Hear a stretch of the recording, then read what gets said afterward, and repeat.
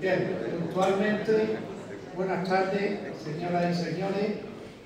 Bienvenidos a esta conferencia organizada por la Asociación Nacional de Soldados Españoles, que tengo el honor de presidir.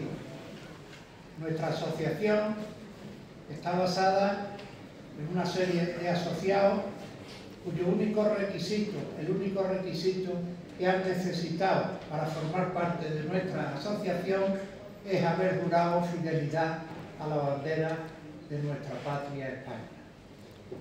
En nuestra asociación, nuestros objetivos principales son la defensa de los símbolos de la patria y el fomento y la divulgación de la historia militar, de la historia de nuestros ejércitos, que definitivamente coinciden con la historia militar de España y también con la realidad de la historia de España, de nuestro país. Buenas tardes, como digo, os agradezco mucho que estén aquí. Hay una serie de actuaciones hoy en Sevilla que hacen que no tengamos el salón totalmente lleno, como se merece nuestro conferenciante, nuestro general, nuestro querido amigo el general. Voy a dar comienzo, una vez dicho esto, de nuestra asociación, que está a disposición de todos ustedes. Paso a hacer la presentación de nuestro conferenciante de hoy, el excelentísimo señor don Miguel Simón Contreras, general de división retirado de nuestro ejército. El general es miembro de la 18 promoción que ingresó en la Academia General Militar el año 59, finalizando estudios el año 1963 con el grado de teniente de infantería. Transcurre su vida militar en los territorios españoles de IBNI y posteriormente en unidades paracaidistas, unidades de operaciones especiales y unidades mecanizadas, diplomándose en Estado Mayor inicialmente y en Logística Superior.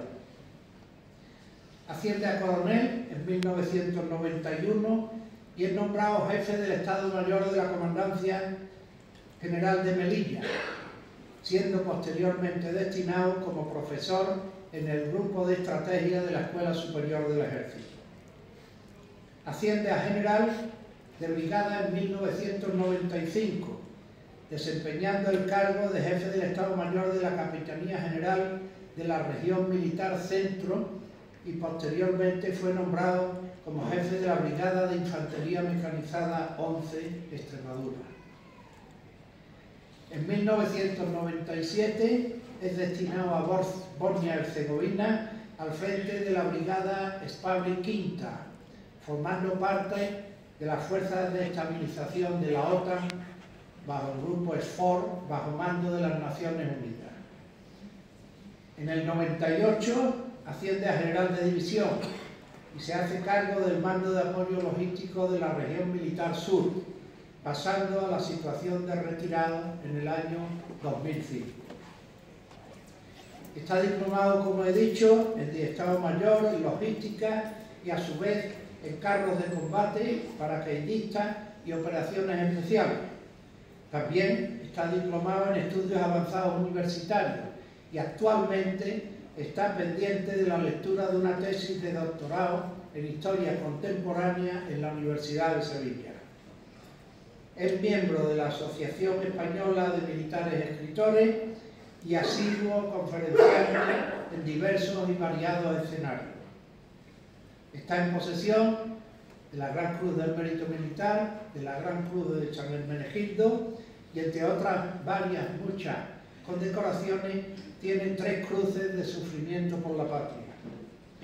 Su gran afición al mundo islámico le ha permitido participar en varias comisiones de estudio, desplazándose con gran frecuencia, incluso actualmente, a los desiertos africanos, desde Egipto a Mauritania, para estudiar las caravanas que atraviesan el Sáhara desde tiempo inmemorial. En definitiva, un gran militar y una gran persona, mi general y mi amigo. Mi general tiene la palabra.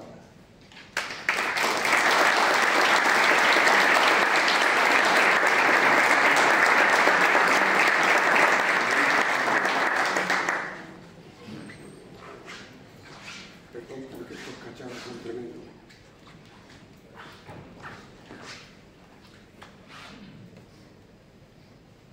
Sí.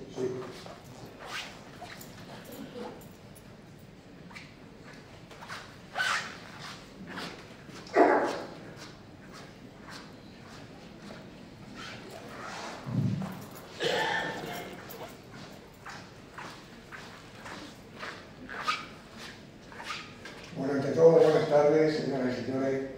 Muchísimas gracias por esta hora un poco interpretativa, pero que ya empieza a reaccionarse. Pero os agradezco de veras que ya he venido aquí.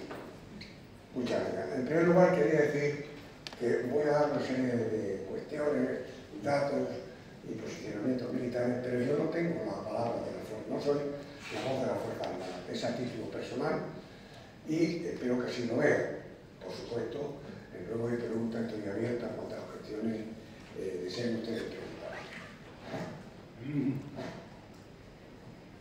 Bueno, pongo esta diapositiva, porque fue un filósofo en general chino, 500 años antes de Cristo, y su filosofía se condensa en una serie de tratados y de cuestiones que son fundamentales incluso actualmente para cualquier militar o estratega.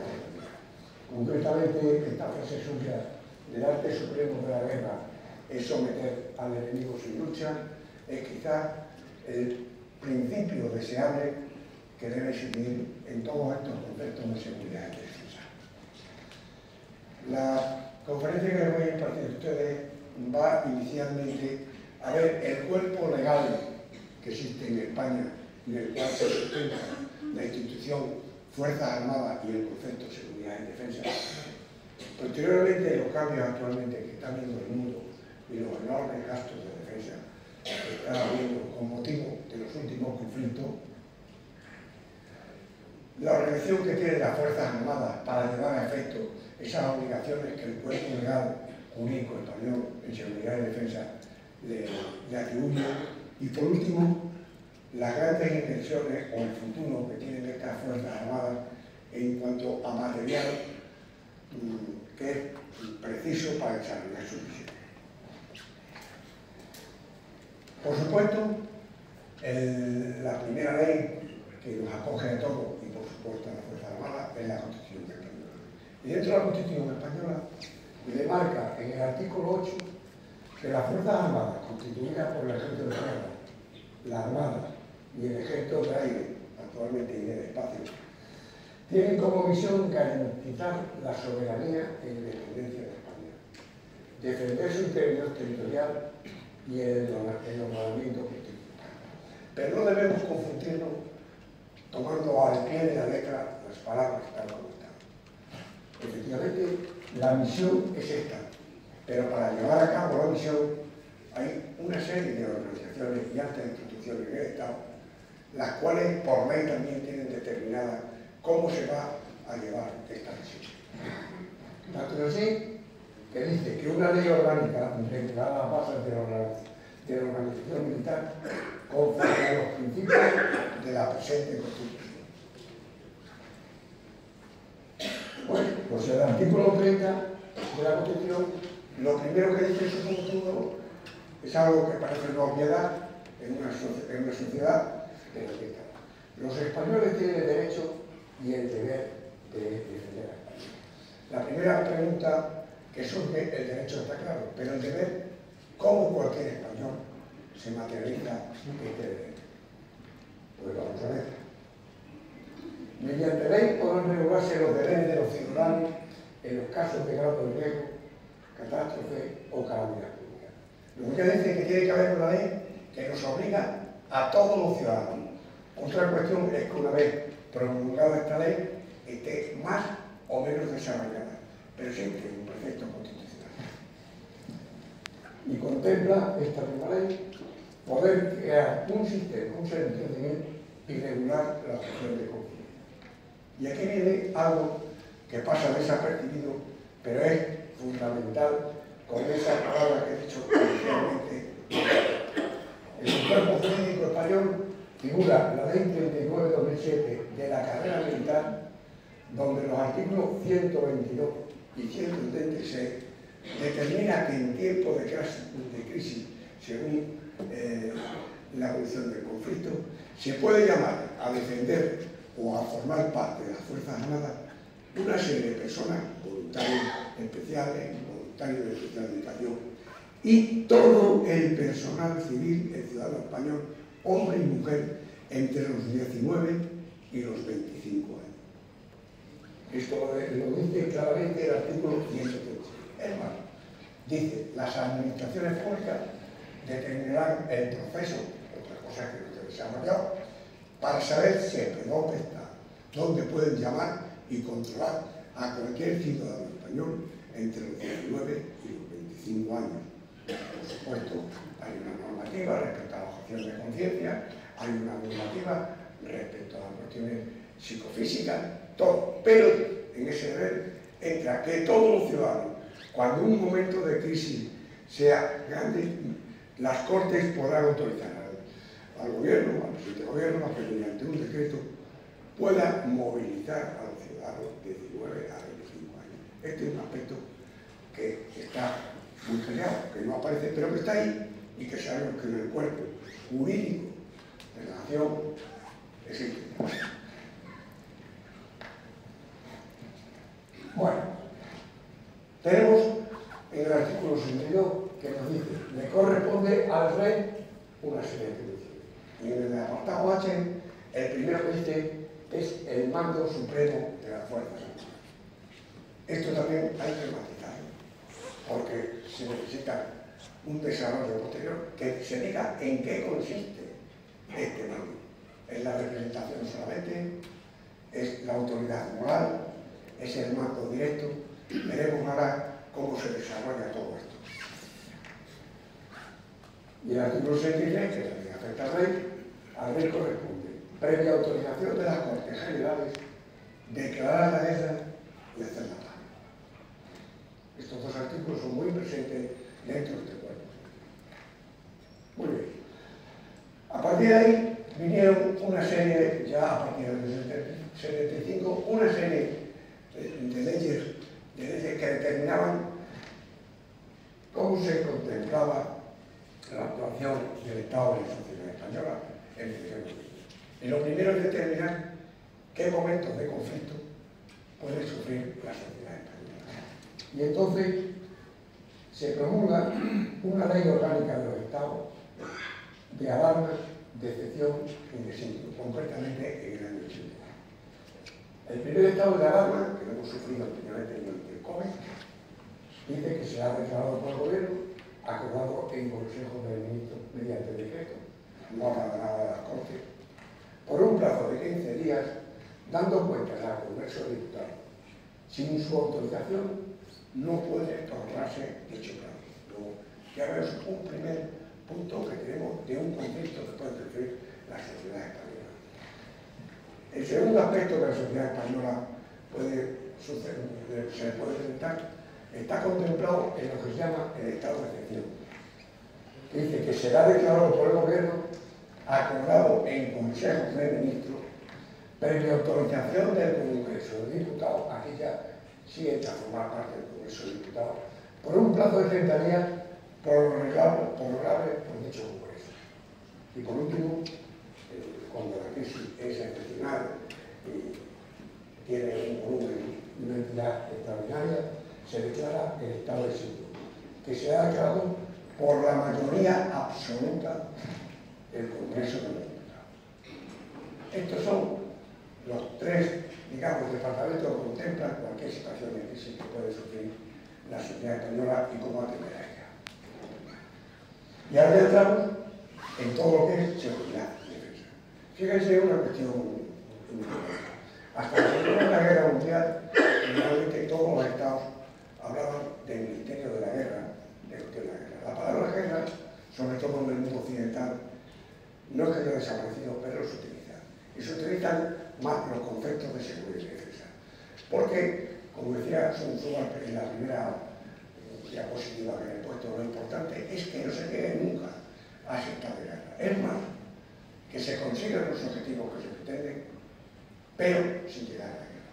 Y ahí entra a formar parte un concepto que no lo voy a explicar bastante, pero que es fundamental, sobre todo en el mundo occidental y en la Nación Unida, que es el concepto de disuasión, que consiste en el concepto de disuasión cuando tiene una entidad creíble y cuando es posible que pueda exponerse para que no exista un conflicto y se llegue a la guerra. Pues bien, la Ley Orgánica de la Defensa Nacional dice que recae en el presidente del gobierno la responsabilidad de la gestión de las situaciones de crisis que afectan a la defensa, al igual que la dirección del conflicto armado. Poniendo las cosas claras, está viéndose que aunque Su Majestad el Rey es el jefe de las Fuerzas Armadas, los conflictos, las crisis, las dirige el presidente del gobierno. Para asistirle se crea un órgano que lo veremos a continuación, que es fundamental, que es el Consejo de Defensa. El Consejo de Defensa Nacional tiene como misiones asesorar, es un órgano asesor, coordinador y consultivo, cuya composición se ajusta a las necesidades que en el momento se. Pero fíjese que quiero señalar que toda la dirección de un conflicto armado recae en España en el presidente del gobierno, como todas las crisis. Al ministro de Defensa se le encomienda la ejecución y el desarrollo de la política de defensa. Ya tenemos perfectamente determinado cualquier crisis que haya en un nivel alto, qué personas o qué organismos son los que tienen que hacerse cargo y llevar a cabo. En el año 2015 se promueve la Ley de Seguridad. En la Ley de Seguridad Nacional, lo que afecta es a la seguridad de todos los españoles, tiene que haber una serie de autoridades que entiendan y se comprometan con la asunción de esta seguridad. Son además obvias, pero lo voy a poner tarde. Primero, las Cortes Generales tienen que entender, en primer lugar, de cualquier conflicto, el gobierno, el presidente del gobierno, que tiene que elegir los ministros, el Consejo de Seguridad Nacional, que lo veremos ahora, que es un órgano muy importante, y los delegados de gobierno de las comunidades autónomas de Ceuta y Melilla. Esta Ley de Seguridad Nacional llenó un vacío que había legal en aquel momento sobre qué podía suceder. Estamos hablando que en el 2014, a nivel internacional, se había resuelto Rusia ya la península de Crimea, estaba el conflicto con Ucrania y había una serie de conflictos bastante grandes. Y este es el famoso Consejo de Seguridad Nacional, que es el órgano asesor, no director, asesor, pero fundamental en todo lo que es la seguridad y defensa. Aquí tenemos, entre todos los ministros que hay autoridades, figura el jefe del Estado Mayor de la Defensa, que, como veremos ahora desde el punto de vista militar, es la persona más importante, me refiero respecto a responsabilidades de las Fuerzas Armadas. Está el ministro de Defensa y el Centro Nacional de Inteligencia está aquí también. Al mismo tiempo está el ministro. Y los demás asisten o no asisten según la necesidad. Este Consejo de Seguridad Nacional se reúne como mínimo cada 2 meses, o bien cuando la situación lo requiera. Últimamente este Consejo de Seguridad Nacional ha emitido en el año 2020 y 2021 2 documentos, lo ha emitido, ha elevado al presidente del gobierno y el gobierno lo ha aprobado. La Directiva de Defensa Nacional y la Estrategia de Seguridad Nacional 2021, donde se contempla todas las misiones que tiene desde el punto de vista de seguridad y defensa que tiene la sociedad española, cómo deben atenderse, cuáles son los objetivos que se pretenden y cuál es la entidad de medios, más que medios de organismos, que tienen que participar en esa solución. Aquí, por supuesto, se está muy ligado con todas las relaciones internacionales que tiene España en este tema. Ya hemos visto todo este cuerpo, pero España, como país occidental, país de pleno derecho, está integrado en una serie de organizaciones internacionales en las cuales tiene derechos, pero tiene obligaciones. No olvidemos que en la realidad de la vida las obligaciones son las que dan lugar a derechos. Los derechos, por sí, a priori no existen. Si tú perteneces a una organización, primero tienes que cumplir las obligaciones y esas obligaciones te dan lugar a unos derechos. Pues bien, la primera organización y más importante a la cual pertenece el Estado español son las Naciones Unidas, que como saben se gestó el 26 de junio de 1945 después de la Segunda Guerra Mundial. Lo componen 193 estados. El último recién ingresado hace unos días ha sido Palestina en unas condiciones determinadas, no de pleno derecho, pero es el Estado 193. España se incorporó el 14 de diciembre de 1955. Ello fue fundamental el apoyo que se tuvo de Estados Unidos después del año, desde el año 1953 se habían efectuado los pactos con Estados Unidos y España. Como documento importante, no lo tengo aquí, pero es un pequeño librito de no pocas hojas, ni pequeñas, pero que es fundamental para todo el mundo, para toda la sociedad de todo el mundo, que es la Carta de las Naciones Unidas. Esa carta que, como veremos, el fin fundamental que tiene es que no haya guerra, es la seguridad internacional. Dentro de este organismo de las Naciones Unidas está un órgano relativamente pequeño, miembro, pero que es donde se toman todas las decisiones. Es el Consejo de Seguridad. Hablaremos luego posteriormente.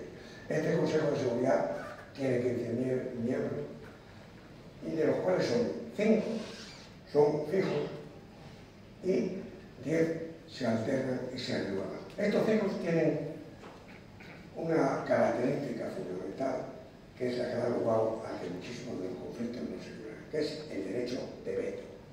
Quiere decir que cualquier situación de crisis o de guerra, de calamidad pública, que se presente al Consejo de Seguridad, se vota. Pero si cualquier de estos 5 miembros permanentes da su veto, no se puede llevar a efecto. Lógicamente, estas 5 naciones son Rusia, Estados Unidos, China, el Reino Unido y Francia. Ya tenemos ahí 2 antagonómicos, o 3, si queremos hablar, en lo cual los intereses de grupo de naciones, pues han primado, y muchas veces lo que era necesario realizar, un derecho de veto se impuesto y no se puede hacer. Esto da lugar, como veremos posteriormente, a una serie de organizaciones militares, representaciones militares que han tenido que tomarse para poder resolver no el derecho de veto, pero sí esa crisis que generan el no votar determinadas circunstancias. Bueno, desde que se creó la Nación Unida, la Nación Unida ha organizado 28 operaciones de paz, que lo veremos, y acciones humanitarias. La segunda organización internacional que afecta a la defensa,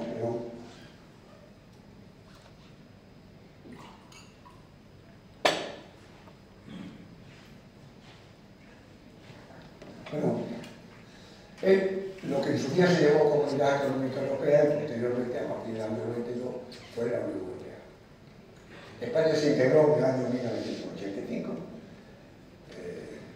La Comunidad Económica Europea creyó que España tenía ya todos los estándares necesarios para ser un país integrarse en el mundo occidental, y en el 92, a partir del Tratado de Maastricht, ya hubo una serie de normativas, entre ellos la famosa del euro, y la Comunidad Económica Europea se convierte en Unión Europea.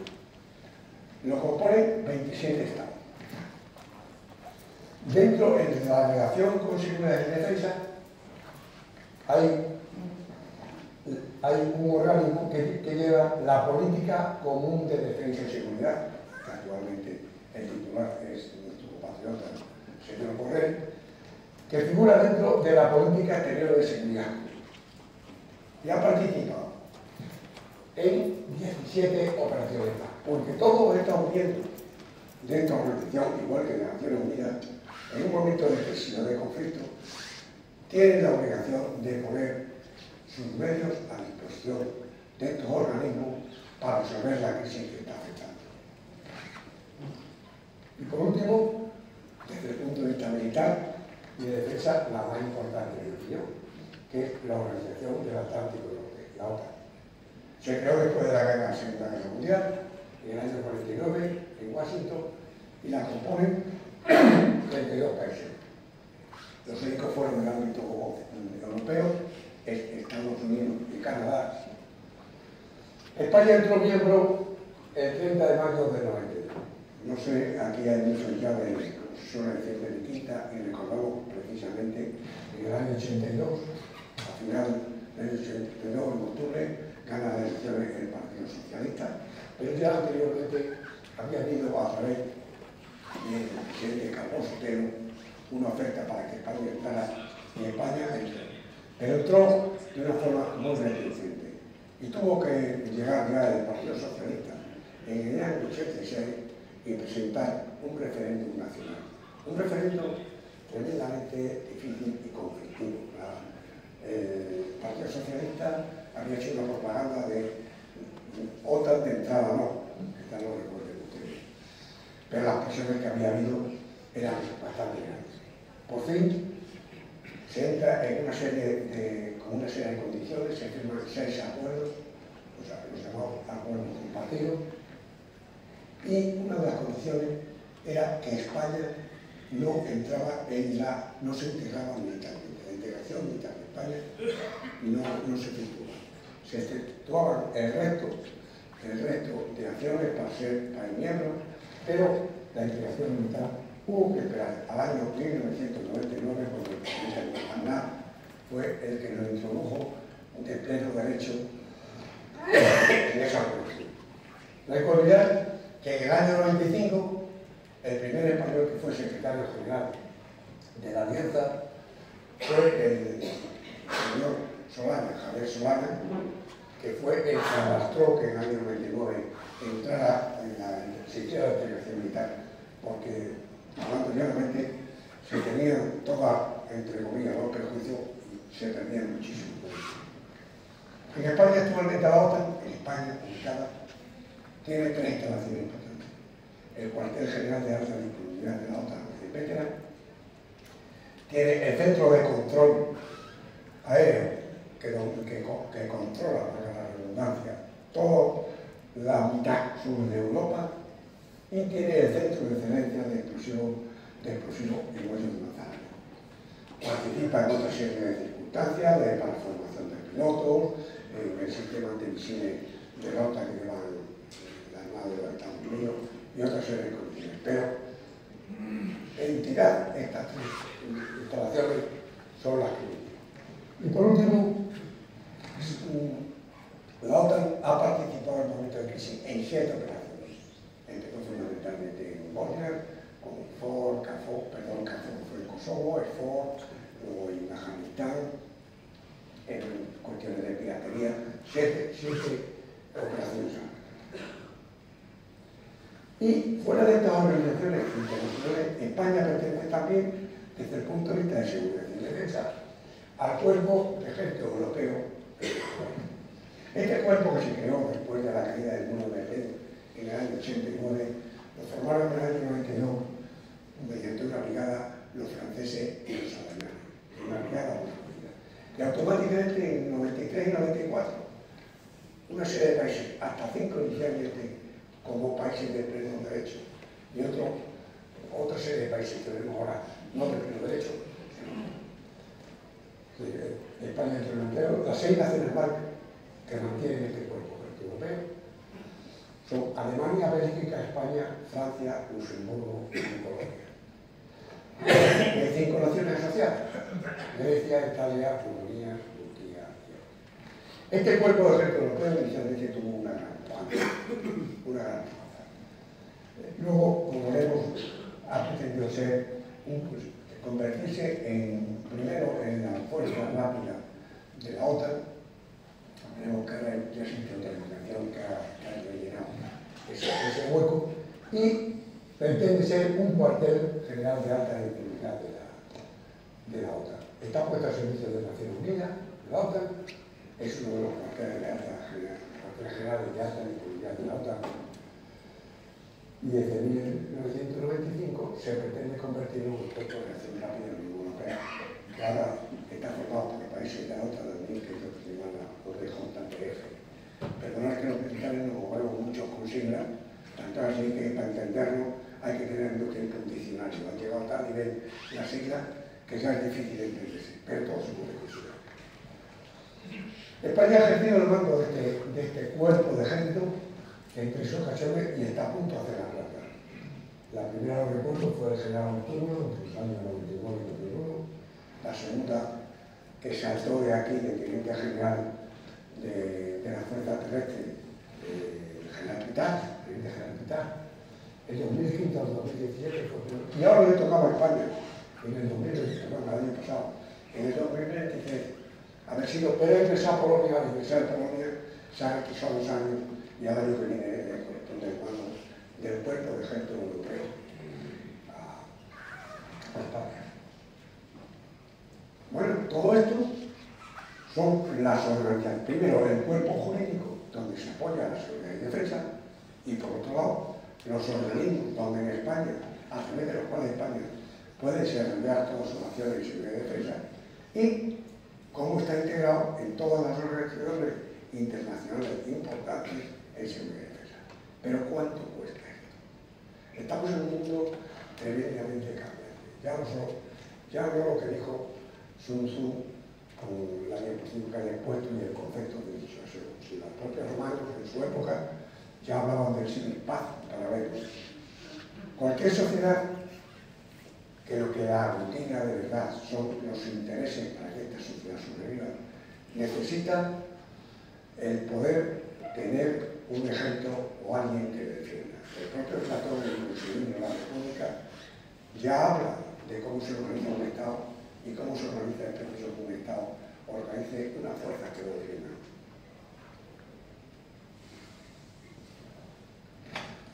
Pues bien, vamos a ver este año 2003, o sea, el año pasado, qué dinero se ha gastado en el mundo en seguridad y defensa. Vean que son cifras astronómicas. Luego, si las se contemplan como el PIB de los países, son relativas, porque los países tienen una indicación como lógico a otras cuestiones. Pero sobra. El año pasado ha alcanzado la cifra de 2,44 billones de dólares con un incremento del 6,8%. Quiero hacer la significar que cuando hable de dólares, estoy hablando que el billón de dólares es 1.000 millones. No como los españoles hablamos del billón como 1 millón de millones. Pero cuando me refiero a dólares, estoy hablando de miles de millones. Pues bien, ha alcanzado 2,44 billones de dólares. Y el incremento, concretamente después de los Ucrania y los conflictos que está teniendo Israel, es que ha subido este año el 6,8%.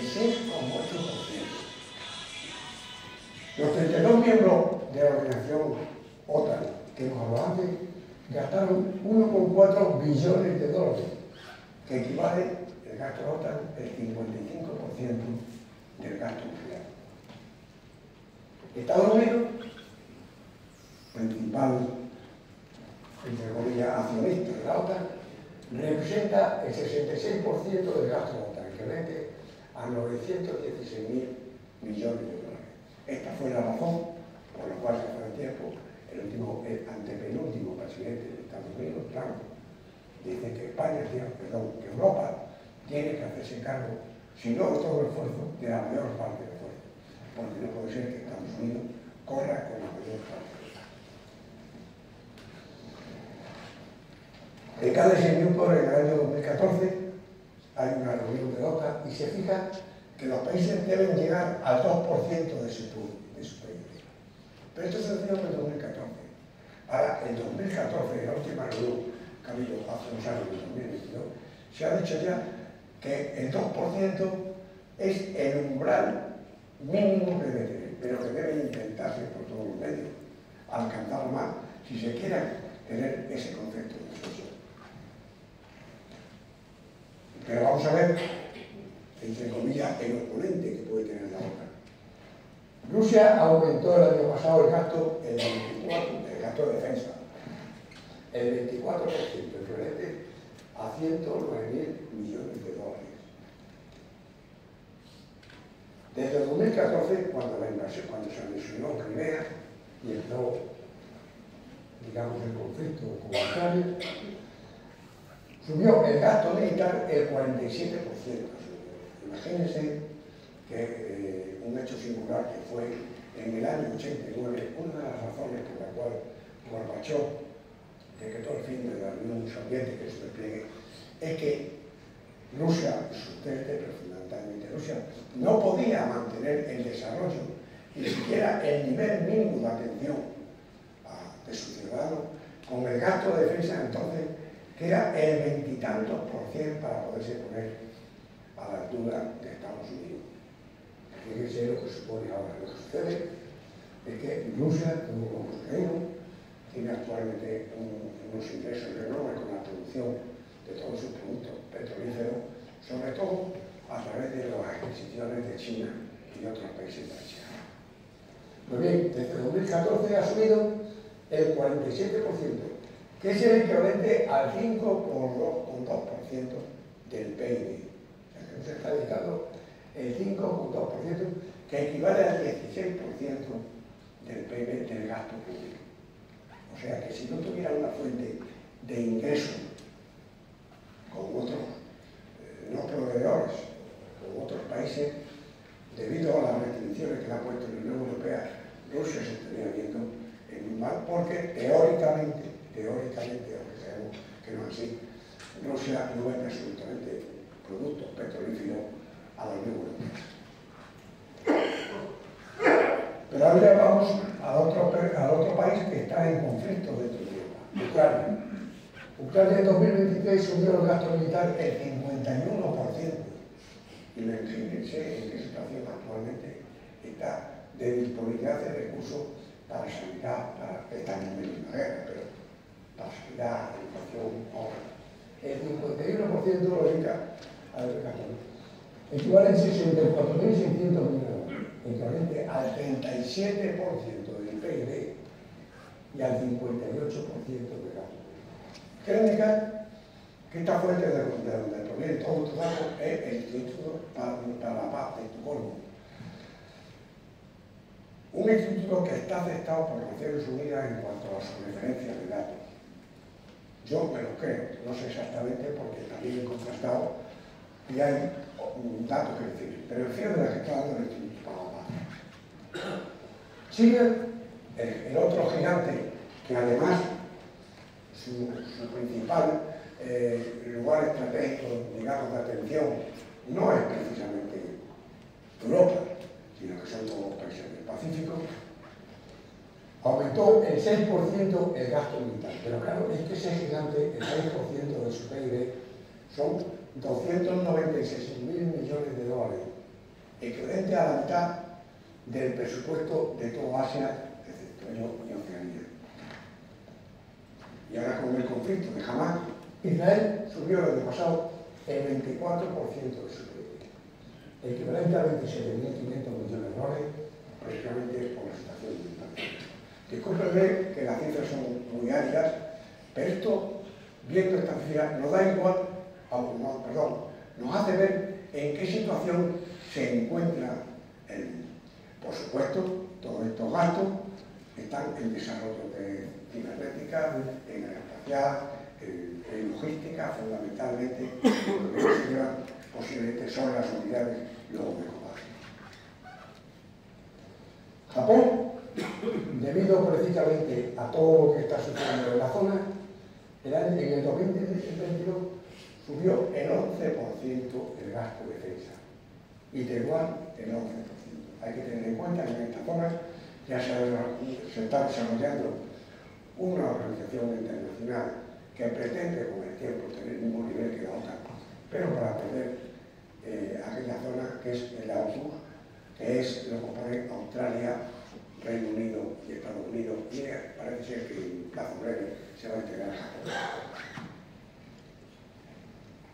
Son cifras asombrosas. Uno en su ingenuidad piensa que a nivel individual, no a nivel de sociedad, con este dinero se podría arreglar el mundo. Se podría hacer esto, pero no deja de ser una opinión desde mi punto de vista una utopía. Vamos a ver de todo este volumen de dinero a seguridad y defensa, ¿qué le dedicas España? Para esto tengo que ir al presupuesto de defensa español, que estas son cifras perfectamente contrastadas. En la cumbre de Newport, en Gales, los 29 países que entonces estaban en la OTAN dijeron que había que alcanzar el 2% del PIB lo antes posible. Les digo que la intervención que hubo por parte de Estados Unidos que hubo queja. En aquella época en España le dedicaba el 0,92% del PIB, o sea, no llegaba ni al 1% de gasto de defensa, equivalente a 9.508 millones de euros. Una cifra reseñable, pero en el volumen de todo el presupuesto del Estado, una cifra que no llegaba al 1%, pues era tremenda. Esto dio lugar, venía como consecuencia de una serie de bajadas de años anteriores, en la cual además se perdió, lo pongo entre comillas, mucho dinero, porque se habían invertido dinero en muchos programas que al reducir los presupuestos de defensa, esos programas quedaron obsoletos o quedaron parados. Hay que tener en cuenta que este dinero fundamentalmente, o una gran parte, revierte a la industria española en producción y en horas de trabajo, porque se dieron trabajo, pero además rollarte en investigación y tecnología que dieron un gran beneficio.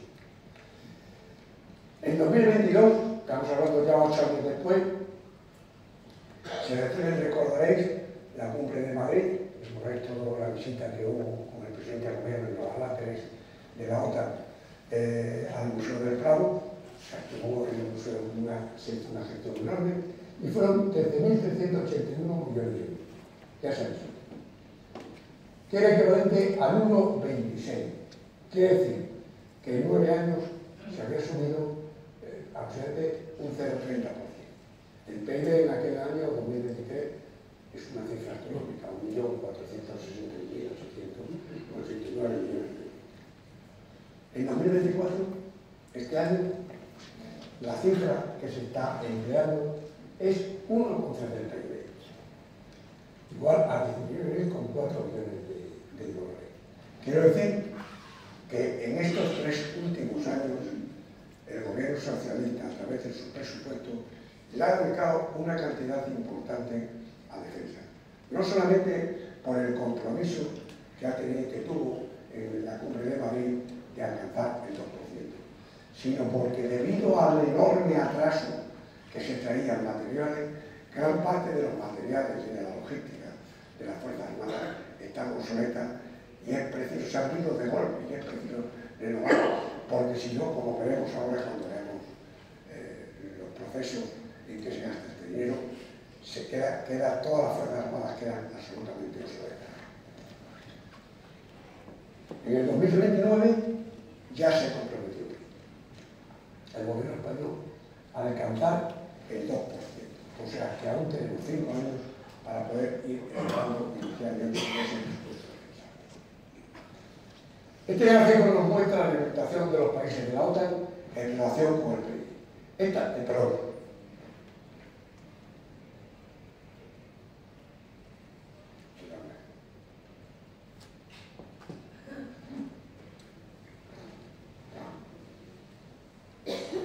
Esta línea marca el umbral del 2%.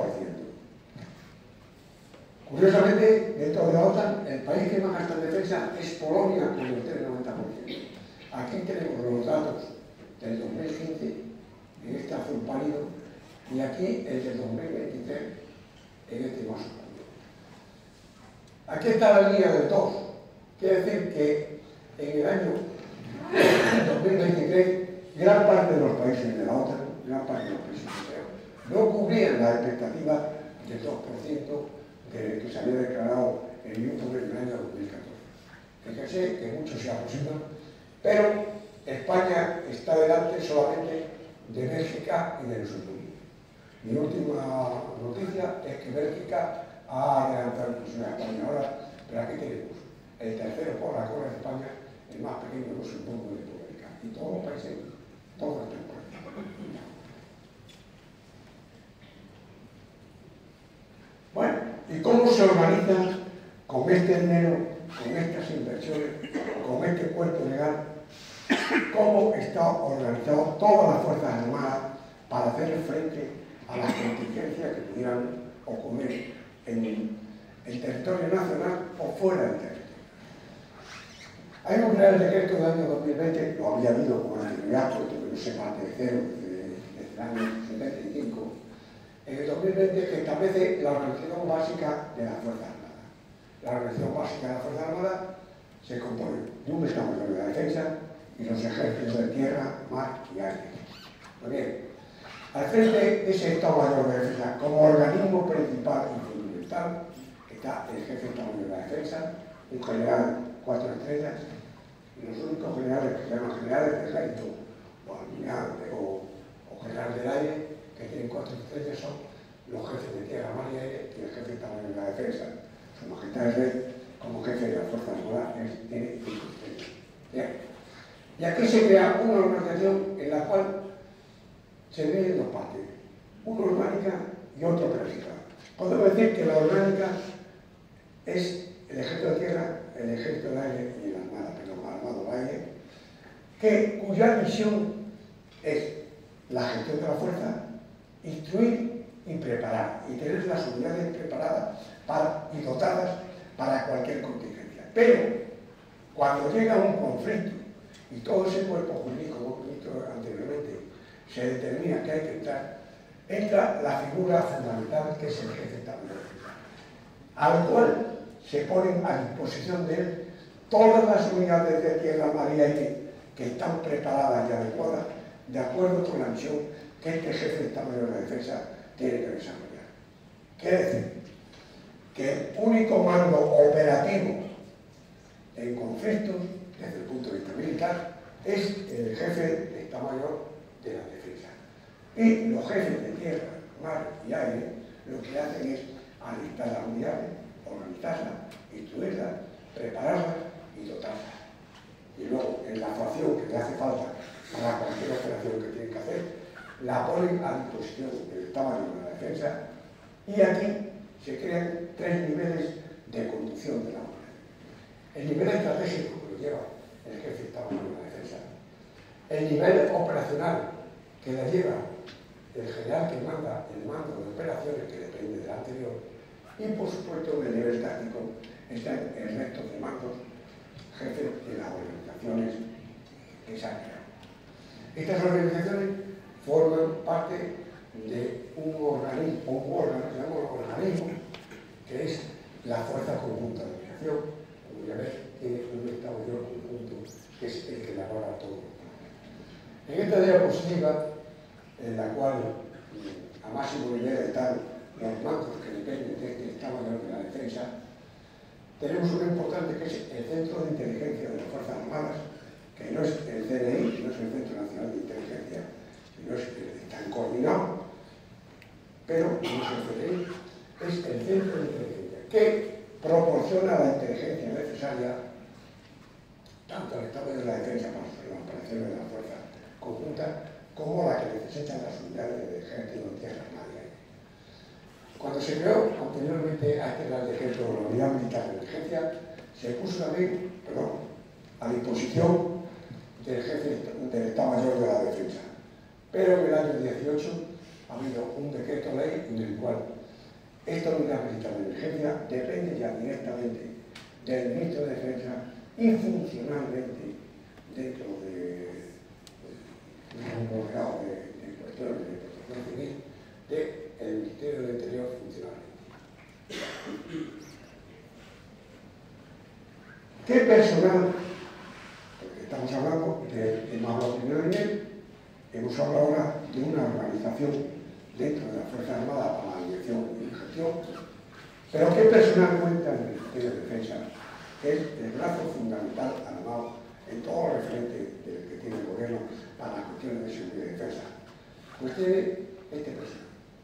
En total, el Ministerio de Defensa tiene 100, hace 3 días concretamente esta cifra, 161.391 personas, de las cuales militares son 145.628.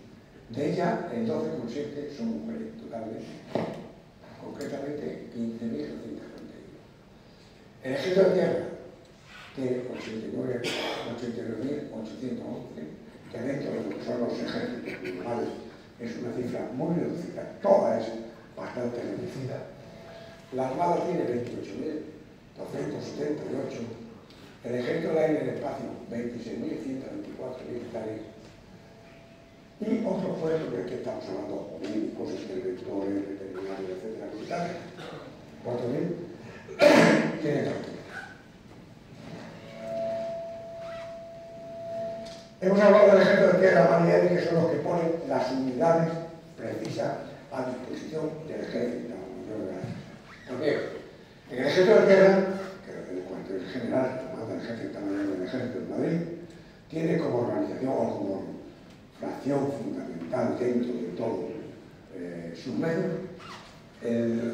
la Fuerza Terrestre, cuyo cuartel general está aquí en Sevilla y que dirige, lidera, nosotros empleamos los militares mucho la palabra liderar, más o menos el 80% de toda la organización militar mundial. Para ello tiene una división, la división Castillejo, la división San Marcial, un mando apoyo militar. Actualmente, concretamente en el mes de marzo, ha habido una revisión. El Ejército de Tierra está estudiando una posible transformación y alcance hasta el año 2025 y ha habido una revisión a partir de octubre del 23 y que se ha determinado una serie de cuestiones que ya en el mes de marzo, en el cual todas estas series de brigadas y de núcleos desplegados están tomando una nueva determinación para crear 3 tipos de fuerzas en relación también con lo que le pide la OTAN. Concretamente son las brigadas A, que son las pesadas, las B, que son las medianas, la C, que es la de acción rápida, que es la brigada paraguista, y luego al mismo tiempo, fuera ya de la Fuerza Terrestre, lo que son las fuerzas que hay en Canarias, en Ceuta, en Melilla y en la Baleares. El Ejército del Aire, el despliegue, esto lo ven en las bases que tiene en España.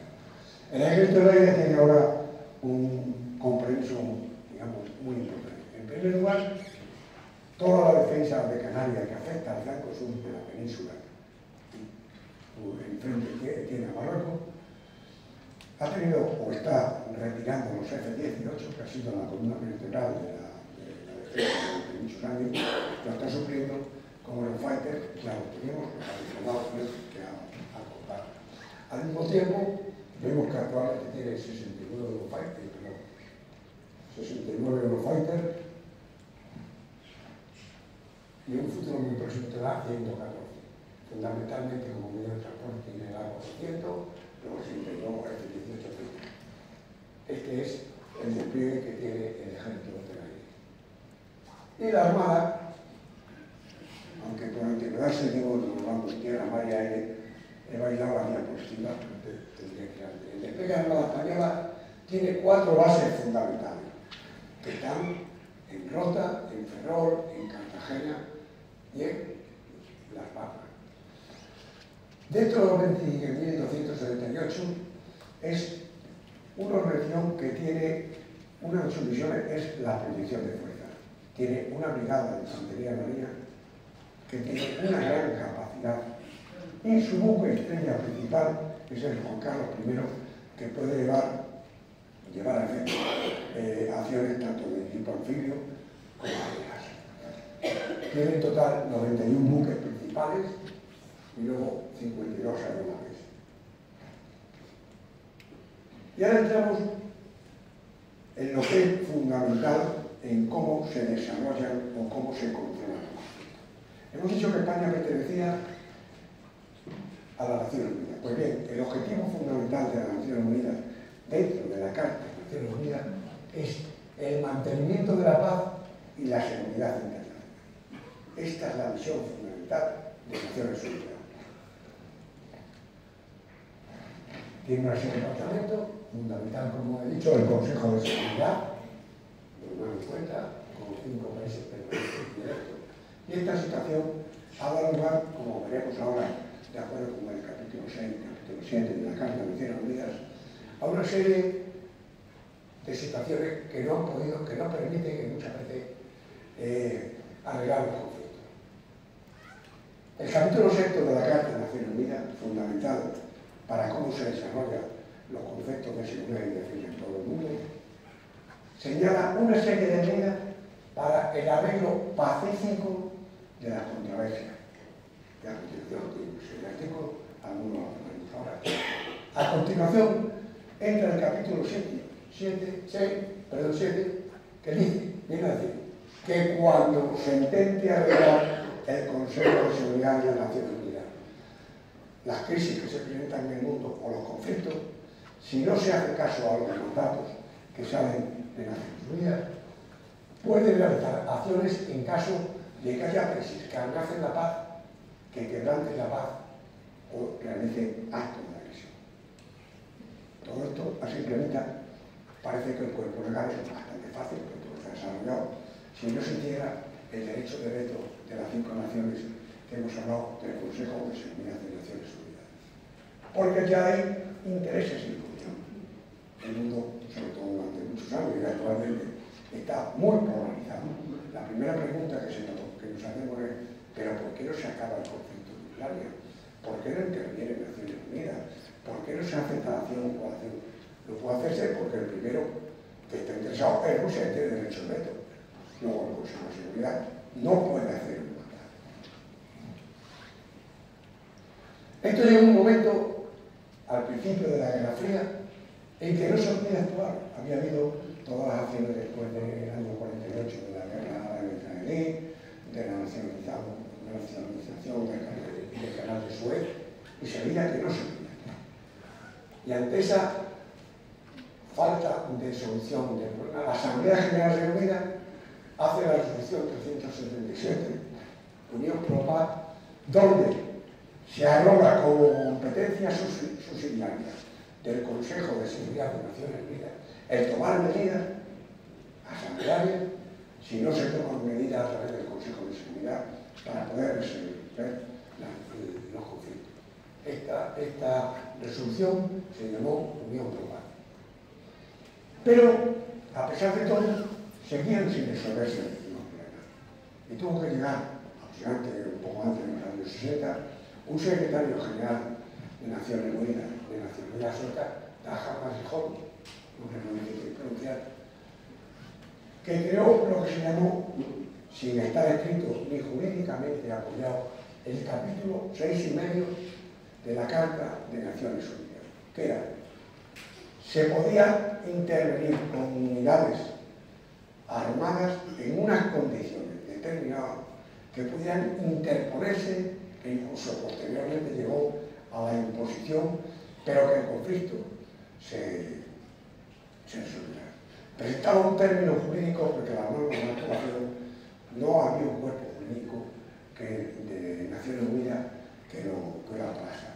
Sin embargo, fue en la Corte Internacional de Justicia, en la cual intervino un sevillano, el doctor Camilo Salcedo, profesor de Derecho Internacional, que tuvo una intervención muy brillante y dijo que aunque teóricamente la Carta no se podía modificar porque era una constitución, la finalidad de las operaciones de paz, las llamadas operaciones de paz, contribuían a la seguridad internacional. Y eso justificaba que pudieran emplearse una serie de unidades para actuar a través de ese capítulo 6,5 que no estaba escrito y con unas condiciones que veremos ahora. Estas misiones que estamos hablando inicialmente se contemplaban en el año 92, precisamente uno de los primeros que intervino en misiones que está en la sala, la General Segura. Recuerdo, José, cuando saliste a Angola, que debe ser por el año 89. Bueno, misiones observadores militares y tú ibas como guardia. Posteriormente, para poder actuar de una forma más precisa, más ejecutiva, más contundente, había que ir con unidades armadas, que fueron las fuerzas de mantenimiento de la paz. La palabra paz parece significar que todo hay que hacerlo por el Estado. No, estas unidades van armadas y su misión se tiene que enfrentar con situaciones de verdadero peligro. La prueba está la cantidad de muertes que ha habido en estas unidades. Pues bien, los principios básicos que Naciones Unidas presenta para poder aplicar a través de ese tratado, pues es el capítulo 6 y medio, eran tres. Primero, deben contar con el consentimiento de las partes donde actúan. Ya es un problema difícil.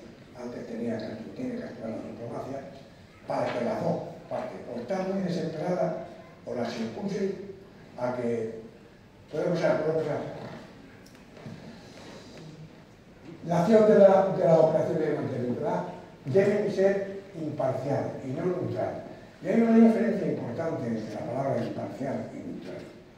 Neutral es inminente, pase lo que pase ante una acción según las órdenes que han. Imparcial es que no debe ser inminente, pero sí debes aplicar la ley a las partes que están afectadas. Y por último, no pueden utilizar la fuerza salvo en caso de legítima defensa. Esto ha dado lugar luego a una transformación, sobre todo cuando ha habido fuerzas de interposición de paz. Pero estos tres principios son los principios que se mantienen para cualquier unidad que determine ante un mandato de Naciones Unidas el actuar en un conflicto. A todo esto hemos hablado que nuestra principal organización es la OTAN. La OTAN, aunque cada país tiene lógicamente sus intereses, militarmente tiene una doctrina común y unos procedimientos comunes. No es un Estado con una organización de defensa, son muchos Estados que tienen un fin común, pero tienen un cuerpo legal y un cuerpo de actuación que ya está fundado. Pues bien, esta fuerza de respuesta es las acciones que realiza la OTAN con una serie de unidades que pone a su disposición para poder actuar inmediatamente en la zona, sobre todo dentro de Europa o dentro de los intereses del tratado, en plazos mínimos. Esta fuerza, en el año 2003 se creó la NFR, perdonad la sigla, en el año 2014 la UNJTF, que está siendo reforzada y actualmente lo que se llama la NFR. No me voy a meter mucho en este tema. Se estableció esta fuerza de respuesta de la OTAN, digamos que es cómo actúa el ejército de la OTAN con rapidez ante un conflicto, cuando lo emite. Esta fuerza NFR se creó en 2003, tiene capacidad para defensa colectiva inmediata ante la llegada de refuerzos, puede hacer operaciones de gestión de crisis y de apoyo a la paz, y apoyo en catástrofe y protección de infraestructuras críticas. En una palabra, esto se resume a que la organización OTAN, que representa a la mayor parte de los países europeos, está organizada a través de un sistema en el cual los países que le pertenecemos a ella ponemos en unas condiciones determinadas, unas fuerzas determinadas con una rapidez ya prevista ante cualquier emergencia. Europa, en principio, se puede entender que no está desarmada. En la cumbre de Gales de 2014 creó una fuerza conjunta de muy alta efectividad, UNJTF, dentro de la NFR, y esta NFR se calcula actualmente con los compromisos internacionales que tienen los países, se compone de 40.000 personas en unidades. Los tiempos de respuesta de UNJTF, este ejército europeo, van desde que la crisis se presenta, desde solo 2 días hasta 7 días en estas fuerzas que están, no todas las fuerzas, las que están metidas y propuestas por los distintos países a esta fuerza UNJTF. Bueno, esto podría pasar. Previsiones para el año 2014. Esto es muy importante. Para este año 2014, el Consejo de Ministros autoriza, calla, con la estas rotaciones lógicas, 12.075 militares españoles desplegados en misiones exteriores. El conjunto de todos los militares españoles que pueden actuar en la misión exterior. Y este año que lo vamos a ver ahora, en el 2014, España está presente, no estará, está presente en 17 misiones en el exterior con hasta 3.000 militares y guardias civiles desplegados en 4 continentes. Porque, aunque son 12.000 y pico los que están autorizados, no puede haber más de 3.000 militares a la vez fuera del territorio nacional. Puedo decirles que el presupuesto de mover todo esto, la organización y la logística es inmensa. No pueden imaginar todo lo que hay de entrada para que cualquier militar se pueda mover. El 90% de los demás, todos tienen que hablar de que tienen que tener unas condiciones determinadas, tiene que haber intérpretes, es una organización muy compleja donde el ejército español, y yo ya no pertenezco a él como en activo, pero sí en esencia, puedo decir de corazón que está muy bien preparado y está cumpliendo perfectamente. Estas son las misiones, las 17 misiones que en este año 2024 está presente las Fuerzas Armadas. Tenemos varias que son de la OTAN, como ven, tenemos otras que son de Naciones Unidas, tenemos otras que son de la Unión Europea. Ahora fundamentalmente y precisamente dentro de en este mes de mayo suceden dos cosas. Aquí tenemos una que está en Madrid, que pertenece a la Unión Europea, que desaparece pasado mañana por unos conflictos que ha habido, en los cuales los franceses se han retirado y España ha decidido, la Unión Europea, ha decidido retirarla. Y todas, fíjense en las complicaciones tan enormes del tipo que existe, porque toda esta zona está siendo dominada por Rusia a través de los grupos padres de guerrilleros, de fuerzas irregulares, que son regulares, pero la está sustituyendo. La Unión Europea, el control lo está sustituyendo. Desde un punto de vista militar, Rusia a través de los guerrilleros de los padres y la presencia comercial de China. No sabemos cómo resolverán este problema. Pero el punto más importante que tiene actualmente la OTAN en Europa es en este frente, lo que llaman las fuerzas avanzadas, que están en la frontera. Tenemos fuerza en Letonia, en Lituania, en Estonia, actualmente en Rumanía. Dentro de unos días cogen el liderato, o ejercen el liderato de cerca de una brigada de la OTAN, compuesta por cinco batallones importantes, el ejército español, que ayuda al ejército español. Esto va a ser en Eslovenia. Tenemos en Turquía una batería de misiles, una batería de misiles Patriot. En Senegal tenemos fuerza, hay fuerzas de la Armada en todo el Mediterráneo, en el Golfo Aden y en los países bálticos. Y estas son, como les digo, las misiones a las cuales van a tener que integrarse esos 12.000 y pico soldados españoles y guardias civiles que están autorizados para desplazarse a la. Una vez que hemos visto ya, como he dicho, el cuerpo jurídico, la organización y las misiones que tenemos en la nación, ¿qué hace España para dotar y mantener a estos ejércitos unidos?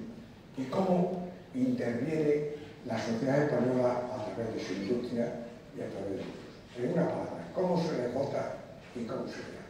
Vamos a ver un poco los proyectos del futuro del principal armamento español. Y lo digo así porque no olvidemos que cada proyecto dentro es un proyecto industrial en el cual gran parte de estos gastos de defensa van a parar a ellos, generan una enorme masa de trabajo, de horas de trabajo para el trabajador español y El disponer de estos medios, aparte que algunos se pueden exportar, hace que te permitan poder estar en determinados organismos tierra.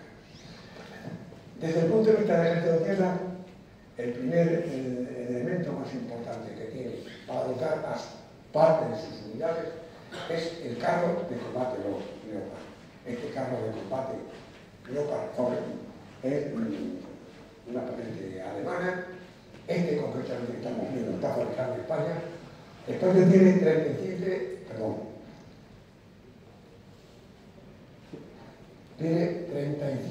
347 carros de combate de dos modelos. Este modelo antiguo prácticamente es de los que se ha adoptado y se ha apoyado a Ucrania, se han revisado, se han reparado y se han puesto a disposición de Ucrania, que es un vehículo muy sofisticado, cuesta 11 millones de pesetas. Digo estos precios porque esto lo pagamos todos los españoles con nuestros impuestos. Y hay que saber que esto no invierte a la empresa, esto por el trabajo. Concretamente, este carro de combate tiene mucha incidencia en la fábrica Santa Bárbara Limitada, aquí de Alcalá de Guadaira. Es un vehículo magnífico. El segundo vehículo que tiene las unidades de tierra, el ejército de tierra, es el Dragón, también fabricado una parte aquí en Alcalá de Guadaira. El compromiso son inicialmente de 348 unidades y un segundo prototipo distinto de este hasta 998 unidades con un peso de 30 toneladas. Cada vehículo de esto vale 4,59 millones, tiene una autonomía de 550 kilómetros y el programa son 3.800 millones de euros. Hace unos meses que tuve la oportunidad de estar viendo la fabricación, me quedé impresionado de la enorme avance en tecnología que están adquiriendo los ingenieros y el personal de trabajo español a través de todo esto, porque esto es tecnología que luego revierte en gran parte a la industria nacional. Este vehículo lo tripulan 3 personas y lleva dentro además 8 combatientes. Un vehículo del que están dotados nuestras unidades, sobre todo en las operaciones de paz, es el RG-31. Este vehículo hubo que comprarlo de empresa y corriendo a Sudáfrica, hay unos aproximadamente 90 y tantos, y fue dotado en 2010. En España, dentro de ese proceso que había dicho de disminución del PIB, perdón, del pasado, los vehículos estaban expuestos a todo tipo de artefactos explosivos y habían muerto varios sustratos. Hubo que comprar este vehículo. Voy a pasar rápido, el helicóptero de leche, fabricado gran parte en Albacete. La joya de la corona actualmente, hace unos días algunos de los que estáis aquí pudimos asistir en el Juan Carlos I a ver la certificación de este helicóptero dentro del Juan Carlos I. Hay un programa de 36 unidades. Las fragatas de la Armada, tenemos la F-100, que fue las 5 fragatas que actualmente más avanzadas que tiene la Armada, junto con la 680, y la fragata que está prevista a partir de 2026 empezar a construir la fragata F-100. El contrato se firmó en 2019 y 5 millones. Esto da una cantidad de trabajo a Navantia y a las industrias españolas enormes en tecnología. La serie de 4 submarinos del S-81, de los cuales habrán leído mucho y que se van retrasando en la entrega, el primero está para entregarse, muy avanzado. Los buques de acción marítima que se emplean fundamentalmente en Canarias y en parte del Mediterráneo, los minadores hay un proyecto ahora de renovación, el EBU A400, cuyo montaje se realiza una parte de ello en Sevilla. España tiene 17 aviones, aunque ha querido inicialmente 27, y eso tiene sobrante, está pendiente de venderlo. Es una maravilla de vehículo.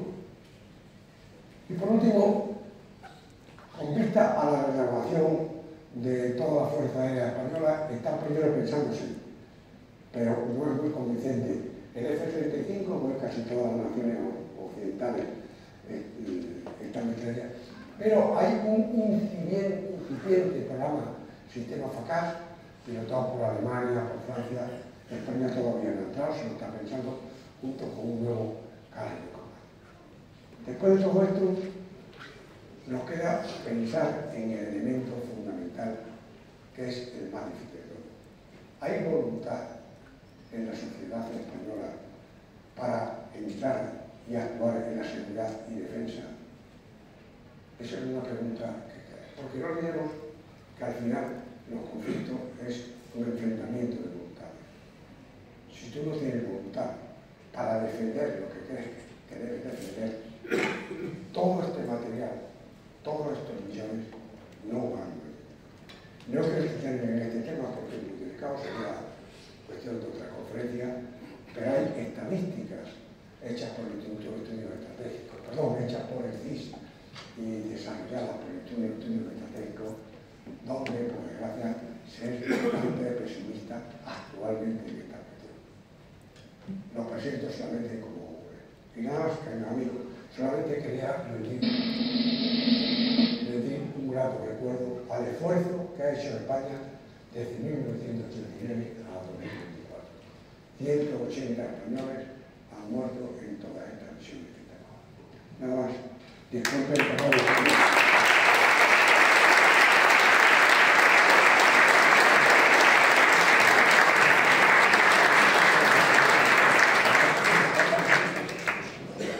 Vamos cortos de tiempo, pero 3 preguntas, por favor.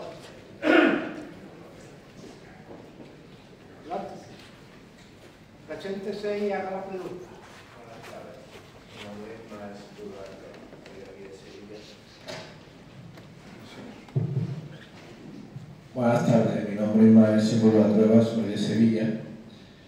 Habla usted de la ley de que reclutamiento desde los 19 a 25 años de hombres, pero tengo entendido que también las mujeres. No hace diferencia entre hombres y mujeres. ¿Y cómo es posible eso? ¿Cómo se puede hacer eso? Pues bueno, ahí está, esa sería una pregunta real. Por eso he dicho que está sobrado.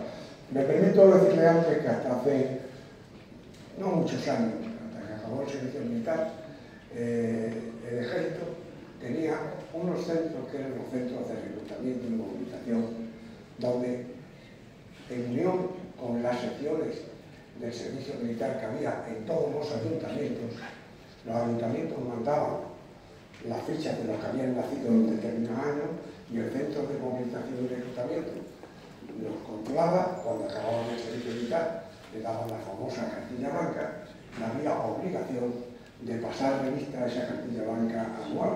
Y esa cartilla blanca se decía, según las edades y una serie de circunstancias, en caso de una movilización nacional, donde cada español varón tenía que presentarse en unidad, se presentaba en ese centro de reclutamiento, le daban un pasaporte, le daban lo que se llaman los socorros de marcha, y por sus medios y con urgencias incorporadas.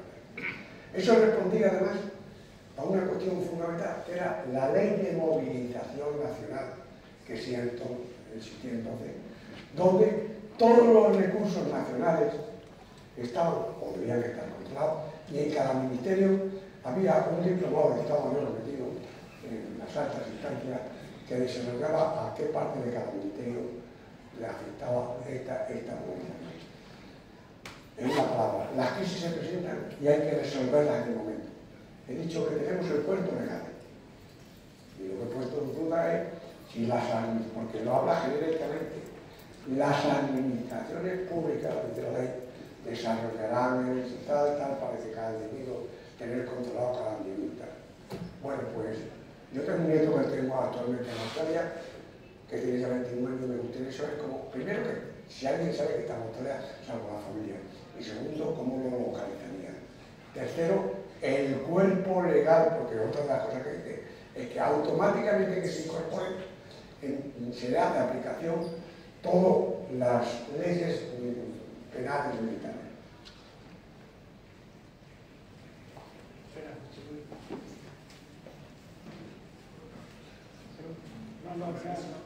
Perdón, son 3, Está aquí el señor y el coronel Bermejo.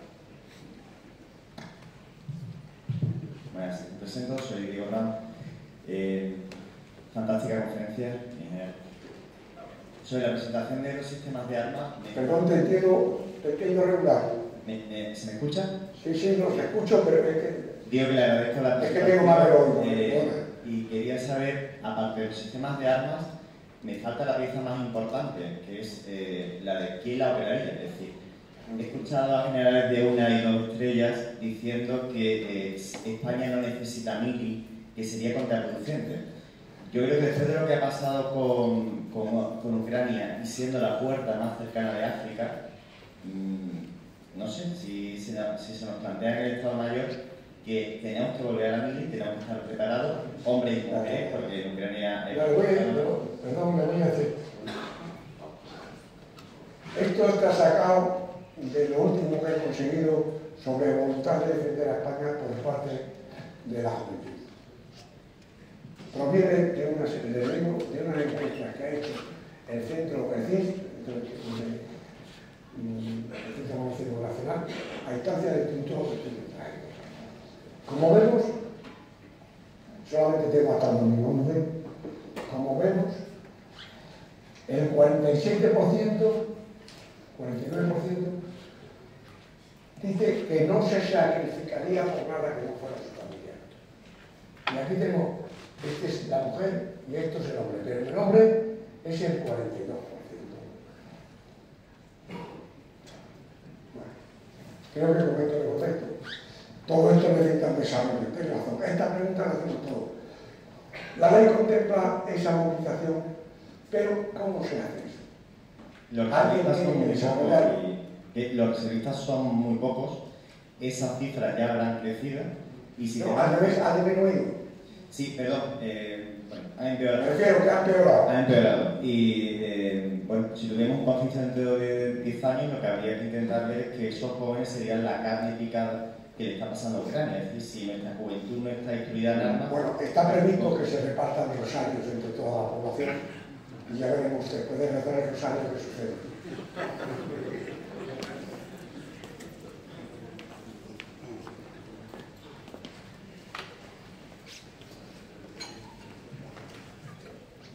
Muchas gracias, mi general. Enhorabuena por la conferencia, agradezco. Y yo quisiera ser algo crítico, no por la conferencia, sino por el momento.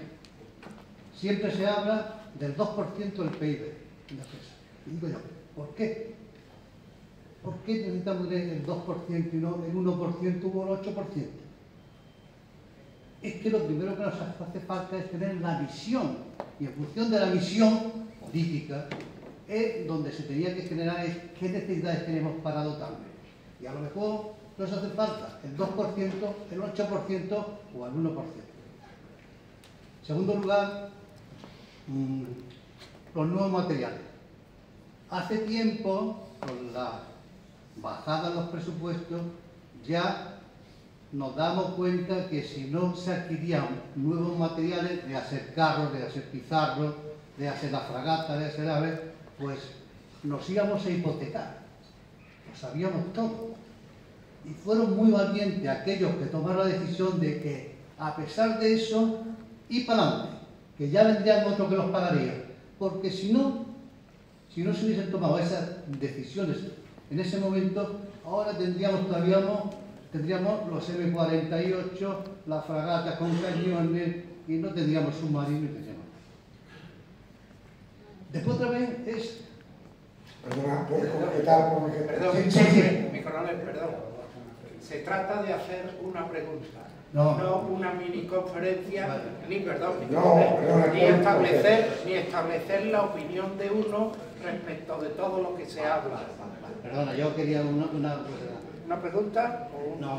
Es la manía que tenemos en que necesitamos la cantidad de trabajo que damos a las industrias. Ese tiempo ya ha pasado. Creo que te puedo responder. Ya ha pasado. Ya nosotros, las fuerzas necesitan unos materiales y nos tendrán que dar quien sea, se haga aquí o se haga donde sea, porque nosotros necesitamos que dar trabajo a la industria, eso tendrá que ser el Ministerio de Trabajo. Y respecto a Santa Bárbara, ese cargo, esas fragatas esos pizarros y esos planos ya no están aquí porque nuestros políticos se han dejado convencer y están en Asturias. Bueno, pero Perdona, eso es otro tema. perdona, que si no, Bueno, te voy a dos palabras, vamos a ver, cualquier país o cualquier organización, lo primero que estudia en sus reuniones y sus estados mayores y tal, es los riesgos que tiene el grupo de países que forma esa organización. Dentro de eso, los riesgos posibles, se estudia qué riesgos son extremos y qué riesgos no son extremos. Sobre esos riesgos extremos, ese grupo de países o estados mayores estudian la fuerza militar necesaria o precisa para poder defender. Y una vez que está determinado esa fuerza, ese objetivo de fuerza, se ven los presupuestos nacionales que cada uno está dispuesto a dar. Y de ahí sale un acuerdo, que ha llegado al 2%. Yo llegué a conocer inicialmente el 3%. Ahora el 2%, pero ahora sabe que el 2% es el umbral mínimo. Efectivamente. Pero siempre sobre la base, cuáles son los riesgos que tiene una organización y cuál es el objetivo de fuerza que tengo que tener para cubrir esos riesgos. Si no lo puedo cubrir todo, tendré menos fuerza, tendré mayor riesgo. Y luego está la cuestión de la economía de los países. ¿Hasta qué punto el binomio ese de camiones o mantequilla, que ya sabemos que se ha llevado a lo largo de muchos años, no podemos? Muchas gracias, mi general. Gracias a todos vosotros por vuestra presencia aquí. Nos veremos en diferentes y próximas ocasiones. Y voy a hacer entrega de un pequeño recuerdo al general, una placa conmemorativa de esta charla que nos ha dado en el día de hoy. Muchas gracias, general.